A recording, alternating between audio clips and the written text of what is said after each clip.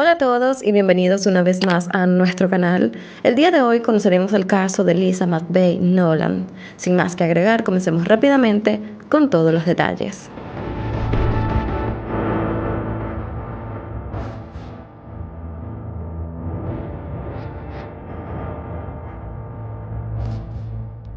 Lisa McVey Nolan nació el 11 de marzo de 1967 en Tampa, Florida.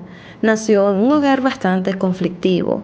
Su madre era alcohólica y adicta a las drogas, por lo que su infancia fue muy inestable, ya que tanto ella como su hermana Lori tuvieron que ingresarse al sistema de protección infantil desde muy pequeñas. Lisa estuvo un tiempo viviendo en diferentes hogares de acogida hasta que a los 14 años su madre le ordenó que se fuera a vivir con su abuela. Lamentablemente, en vez de tener una vida diferente y mejor con su abuela, Lisa sufrió de abuso sexual por parte del novio de su abuela, el cual vivía con ella. Desde que llegó a esa casa fue víctima de maltratos, abusos y violaciones.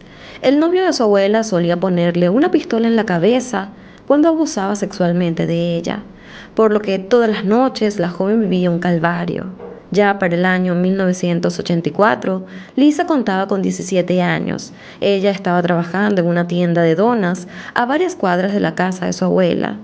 Ella todos los días se iba en bicicleta y muchas veces hacía doble turno, con lo cual regresaba a casa de madrugada.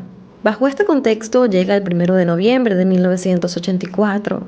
Lisa estaba sumergida en los abusos recurrentes a los que era sometida, que ese día simplemente decidió que se quitaría la vida porque ya no podía vivir para seguir sufriendo. Esa misma noche ella escribió una nota suicida y la dejó en su habitación. Su intención era regresar a casa luego de su jornada de trabajo del día siguiente y quitarse la vida. Alrededor de las 2 de la mañana del 3 de noviembre de 1984, mientras regresaba de su jornada laboral del doble turno, Lisa iba en su bicicleta cuando notó que un auto la seguía. De pronto el auto la interceptó y un hombre la tomó de su bicicleta y la subió de inmediato al auto apuntándola con un arma. Este sujeto le ató sus manos con cuerdas y le vendó sus ojos, para posteriormente obligarla a desnudarse y hacer todo lo que él quisiese en ese auto. Luego, este hombre procedió a llevar a Lisa a su departamento. Mientras iban de camino en el auto, Lisa tenía los ojos vendados. Sin embargo, estuvo muy atenta a lo que tenía a su alrededor y a los cruces que este hombre iba haciendo en el auto. Además, ella podía ver un poco con la venda cuando ella miraba hacia abajo, así que logró ver que en el tablero del auto tenía un escrito la palabra Magnum. Además, había una alfombra roja y que el hombre tenía un cuchillo y un arma de fuego. Cuando llegaron al lugar, ella contabilizó los escalones de las escaleras y vio que las alfombras del lugar eran de color verde. Una vez dentro de este departamento, el sujeto comenzó a abusar sexualmente de ella. Lisa ya había sido víctima de abuso sexual, como les comenté anteriormente, así que pensó que simplemente debía cooperar para que éste estuviese satisfecho y no la matara. El sujeto le preguntó su nombre y edad, y ella le dijo que se llamaba Carol y que tenía 19 años. En medio de su cautiverio, Lisa pensó que la única forma de sobrevivir era hacer lo que él quisiera y tratar de convencerlo para que él luego la dejara ir. Ella comenzó a halagarlo y a decirle que podían ser novios, y aunque ellos se hayan conocido en medio de esa circunstancia, podían comenzar de nuevo. En un momento ella le preguntó que por qué él le hacía todo esto, a lo que el hombre le respondió que lo hacía para vengarse de las mujeres. Al ver el odio que este hombre sentía por todas las mujeres, Lisa empezó a manipularlo, diciéndole que ella solo vivía con su padre y que era un hombre muy bueno, que estaba enfermo y que ella era la única persona que lo podía cuidar.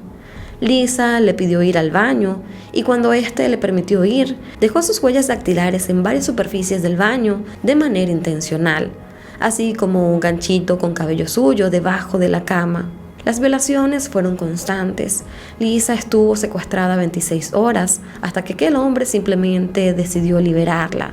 Al parecer, su plan de apelar a los sentimientos de su secuestrador para así impedir que él la matara había funcionado. Así que este hombre finalmente la dejó libre. Para el momento en que sucedió todo eso, la abuela de Lisa había acudido a la policía para decir que su nieta no había llegado a la casa, aunque no estaba muy preocupada por buscarla. La noticia de su desaparición apareció en la televisión y la policía estaba investigando. Poco después de las 3 de la mañana del 4 de noviembre, el secuestrador subió a Lisa al auto, condujo unos minutos y se detuvo en un cajero automático. Unos minutos después la dejó en una zona boscosa y le dijo que contara 5 minutos para luego ir a la estación de policía. El secuestrador estaba muy seguro de que Lisa no podría identificarlo, porque nunca le había quitado la venda y no le vio la cara. Sin embargo, tan pronto Lisa escuchó que aquel hombre encendió el auto y se fue, ella corrió con todas sus fuerzas y llegó a casa de su abuela, donde tristemente la recibieron con golpes y regaños porque creyeron que se había escapado con un chico. Lo que quiere decir esto es que para la familia Lisa, ella no importaba. Por más que Lisa relató lo del secuestro, su abuela y el novio de su abuela decidieron no creerle y a su vez la reprendieron durante al menos 5 horas. Debido a que ella ya había aparecido, la abuela tuvo que llamar a la oficina de policía para decir que ella ya estaba en la casa, que había regresado y que estaba inventando una historia de que había sido secuestrada. Los oficiales debieron seguir el protocolo regular y Lisa tuvo que ir a la comisaría a relatar lo que a ella le había sucedido. Lisa había memorizado perfectamente todos los detalles de su secuestro. Describió el auto de aquel hombre, dijo que le había llevado a un complejo de apartamentos que tenía una alfombra verde, que había contado incluso las escaleras y también resaltó que antes de ser liberada, el sujeto se detuvo en un cajero automático. Los detalles que dio Lisa fueron poco creíbles para varios detectives, quienes cuestionaban su secuestro y pensaban que ella se lo estaba inventando. Sin embargo, todo cambió cuando el sargento Larry Pinkerton, encargado del Departamento de Delitos Sexuales, escuchó su relato. El sargento le dijo a Lisa que para que recordara más detalles del secuestro, podían hacerle una hipnosis, pero como ella tan solo tenía 17 años, debían conseguir el permiso de sus tutores. El novio de su abuela simplemente se negó a que ella fuese sometida a esta hipnosis, y la actitud, tanto la de él como de la abuela de Lisa, era un poco irracional. Así que el sargento pensó que había algo muy extraño en toda esta situación, en esta familia. Por esta razón le preguntó a Lisa si pasaba algo más en su casa, y ella finalmente le contó que había sido víctima de violación desde los 14 años, cuando empezó a vivir con su abuela. Con todo esto, las autoridades decidieron arrestar a este hombre y también enviar a Lisa a un refugio para menores. Mientras tanto, la policía llevaba a cabo la investigación del secuestro de Lisa y paralelamente buscaban sin cansancio a un asesino en serie que tenía al menos 8 meses asesinando a mujeres. Y esto había sucedido en diferentes condados de Florida. Con todos los detalles proporcionados por Lisa, las autoridades pudieron conectar su secuestro con los asesinatos que habían ocurrido los meses anteriores y también establecieron que era la misma persona. Lo que finalmente terminó de confirmar la conexión entre esos casos fueron las fibras de alfombra roja encontradas en la ropa de Lisa y en las otras víctimas. La investigación también tomó varias semanas más. Los oficiales de los diferentes condados, en conjunto con el FBI, empezaron a buscar información sobre el auto y también descubrieron que el único modelo de Dodge Magnum que tenía el nombre Magnum en el tablero era el de 1978, con el cual comenzaron a buscar todos los registros de ese modelo de auto de color rojo con matrícula de Florida. Finalmente, las autoridades dieron con un sospechoso. Este era Robert Joy Long, también conocido como Bobby, un hombre de 31 años que tenía un Dodge Magnum de 1978 y también era de color rojo. Las autoridades comenzaron a vigilar a Bobby y un día un oficial encontró su auto al norte de Tampa y le dijo que había una denuncia de un sospechoso de robo que iba en el auto similar al suyo. El oficial le preguntó que si él podía fotografiar su vehículo para así poder hacer un informe y Bobby simplemente accedió. Así que luego de eso ellos pudieron obtener estas fotos. En ese momento no lo pudieron arrestar porque no tenían una orden en su contra y tampoco tenían pruebas tangibles de que él era el responsable, pero se le mantuvo vigilando muy de cerca y este hombre simplemente accedió a que le tomaran su foto al auto porque no pensaba que lo estaban buscando a él. Posteriormente, esa foto fue usada en una ronda de identificación junto a otras fotos de otros sujetos, y Lisa lo pudo reconocer como su agresor. Mientras tanto, la policía siguió colectando pruebas en contra de Bobby, y gracias a los registros bancarios descubrieron que Bobby había estado retirando efectivo el 4 de noviembre cerca de las 3 de la mañana, lo cual coincidía perfectamente con la versión que había contado Lisa. Finalmente, el 16 de noviembre de 1984, Bobby Joy Long fue arrestado, luego de salir del cine, y este fue llevado a la comisaría para ser interrogado. Durante el interrogatorio, Bobby admitió el secuestro de Lisa y 10 asesinatos de mujeres cometidos en un periodo de 8 meses en Tampa Bay. También fue responsable de al menos 50 violaciones entre 1980 y 1984. Ahora ustedes se estarán preguntando quién era este sujeto. Robert John Long nació el 14 de octubre de 1953. Bobby había crecido lejos de sus padres, luego de que sus padres se divorciaran en 1955, cuando él era tan solo un bebé, por lo que su madre lo terminó criando sola. Debido a las complicaciones económicas, su madre decidió mudarse a Tampa con Bobby, pero vivían en varios sitios diferentes por cortos periodos de tiempo y no tenían una estabilidad. La madre de Bobby era muy sobreprotectora y él llegó a dormir con su madre hasta los 13 años. Algunos medios también llegaron a señalar que la madre de Bobby trabajaba como bailarina en bares y que en ocasiones llevaba a hombres a dormir con ella en la misma habitación que compartía con su hijo. Además, Bobby nació con el síndrome de Klinefelter, no sé si lo estaré pronunciando bien, pero era ese síndrome, lo que significa que él tenía un cromosoma X adicional que le producía una hormona femenina, es decir, estrógeno, de manera muy excesiva, con lo cual él tenía algunos rasgos femeninos como los senos. Por esta razón, Bobby también fue víctima de bullying cuando él estaba en la escuela, a pesar de que luego de varios años se hizo una cirugía para poder reducir esa parte de su cuerpo. También Bobby sufrió varias caídas a lo largo de su infancia y adultez que le provocaron serias lesiones en su cabeza. Cuando tenía tan solo 13 años conoció a Cindy, quien se convirtió en su novia de la infancia, y posteriormente en 1974 se casaron y tuvieron 2 hijos. Según el relato de Cindy Brown, Bobby era muy bueno y cariñoso con ella, pero de un momento a otro comenzó a cambiar su actitud y a ser cada vez más violento, hasta que un día, luego de una discusión, Bobby la golpeó salvajemente y ella tuvo que ser hospitalizada. Luego de esto, Cindy decidió divorciarse en 1980 y finalmente terminaron separándose. Bobby comenzó sus violaciones entre 1980, justo después de atravesar el proceso de divorcio con Cindy. Él estuvo aterrorizando a las mujeres de Miami, Ocala y Fort Lauderdale. Sus modus operandi era violar y robar a las mujeres que estaban solas en sus casas, y esto lo hacía generalmente al mediodía o en la tarde, cuando sus esposos salían a trabajar. Durante este tiempo fue conocido como el violador de los anuncios clasificados, debido a que él respondía a los anuncios de ventas de electrodomésticos que publicaban las mujeres en los periódicos, y cuando llegaba a las casas, terminaba atacándolas. En sí, su ola de asesinatos comenzó el 27 de marzo de 1984, cuando asesinó a Artis Wick, una trabajadora sexual de 20 años. Su cuerpo fue encontrado el 22 de noviembre de 1984. Luego del arresto de Bobby Long, la policía no sabía sobre esta primera víctima. Lo que creían que era su primera víctima fue Geun T. Long, de 19 años, quien fue asesinada por Bobby el 13 de mayo de 1984. También era trabajadora sexual oriunda de California, quien había llegado a Tampa recién en febrero de 1984. Su cuerpo fue encontrado en un elevado el mismo día del crimen, estrangulada y violada. Por eso las autoridades pensaron que ella había sido la primera víctima. Ya para el 27 de mayo, asesinó a Michelle Denise, de 22 años. Ella también era proveniente de California, era reina de belleza y trabajaba como recepcionista. Al igual que en Negum, el cuerpo de Michelle fue encontrado al costado de un elevado.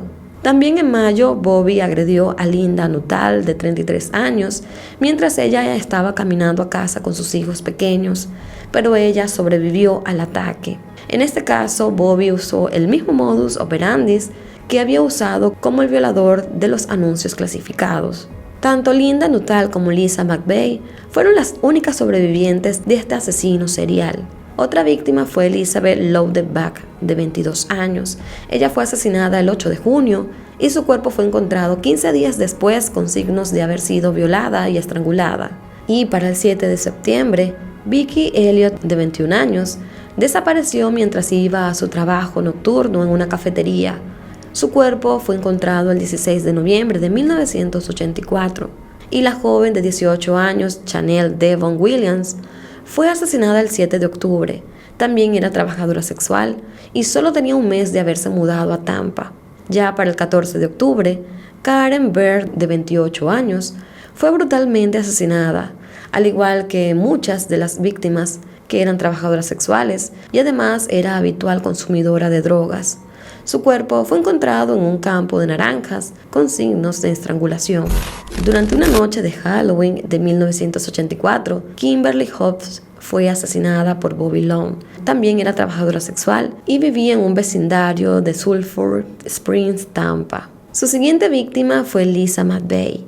Fue la única que sobrevivió al secuestro y a la que él terminó liberando. Pese a que Bobby sabía que Lisa podía haber dado su descripción a la policía y que estaba tras su pista, él cometió otros 2 asesinatos. Es así como el 6 de noviembre asesinó a Virginia Lee Johnson, de 18 años, y su cuerpo fue encontrado el mismo día, pero no pudo ser identificado, sino hasta 6 días después. Así que su última víctima fue Kim Mary Swan. Contaba con 21 años y quien fue asesinada el 11 de noviembre de 1984 y había sido bailarina en un bar. La mayoría de las víctimas de Bobby eran trabajadoras sexuales o jóvenes entre 18 y 28 años. Los casos habían sido tomados por diferentes condados, pero todas se pudieron conectar gracias a las fibras rojas de la alfombra y a los neumáticos del auto. También cabe destacar que en 1981 Bobby había sido juzgado y condenado por violación, pero este apeló y solicitó un nuevo juicio. Sin embargo, en medio de todos los cargos, estos fueron retirados, por lo que no se continuó con el proceso. Luego de la confesión de Bobby, el 23 de septiembre de 1985, este hombre se declaró culpable de los 8 cargos de asesinato en primer grado, del secuestro y violación de Lisa McVeigh y de 7 cargos más de agresión sexual. Y por todo esto, Bobby recibió 26 cadenas perpetuas sin posibilidad de libertad condicional y otras 7 cadenas perpetuas con posibilidad de libertad condicional luego de cumplir 25 años. Sin embargo, en 1986 se llevó a cabo el juicio por los asesinatos de Michelle Denise y Virginia Johnson, los cuales Bobby Long no admitió, y en julio de 1986 fue declarado culpable y este recibió la pena de muerte por silla eléctrica. Bobby estuvo años apelando sus condenas de muerte, pero finalmente el 23 de abril del año 2019, el recién elegido gobernador de Florida, Ron DeSantis, afirmó su sentencia de muerte para exactamente un mes después, por lo que el 23 de mayo del 2019, alrededor de las 6:30 de la noche, Bobby John Long fue ejecutado por inyección letal. Long fue la primera ejecución firmada por el gobernador republicano Ron DeSantis. Después de todo lo ocurrido, Lisa McVeigh fue vista como una heroína para el Departamento de Policía de Tampa, ya que de no ser por su gran memoria y su nivel de detalle en el relato, probablemente Bobby Long hubiese tenido más víctimas o no hubiese sido descubierto.